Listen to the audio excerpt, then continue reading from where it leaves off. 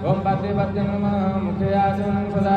शिरसि सुतलेन स्नापयामि पञ्चामृतेन स्नानं समर्पयामि ओम गन्धं नमः सिन्दूरं समर्पयामि धूपस्वाहा दीपस्वाहा नैवेद्य संस्कारं वीक्षणं प्रोक्षणं चैव दाढनं जावन्धनं धीरमुद्रा अमृतुर्दव्या सर्वत्र शुचिनिरुद्धं समर्पयामि ओम प्राणाय स्वाहा समनाय स्वाहा मद्यपानं समर्पयामि पुनः नैवेद्यं निवेदयामि ओम प्राणाय स्वाहा समनाय स्वाहा आचमनं समर्पयामि हस्ते पुष्पाक्षतं गृहीत्वा हे लोकपिता जगज्जनपिता ब्रह्माण्डनायकपिता पंचप्राणपिता महेन्द्रपिता हे लोकपिता गंगा नद्यनीरप्रवाहकपिता हे भूमिपिता श्रीकण्ठपिता हे पितामहपिता त्वामेव त्वमेव प्रभो ओम ब्रह्मदेवताभ्यो दुर्वावराख्यातपुष्पाणि ओम सावित्री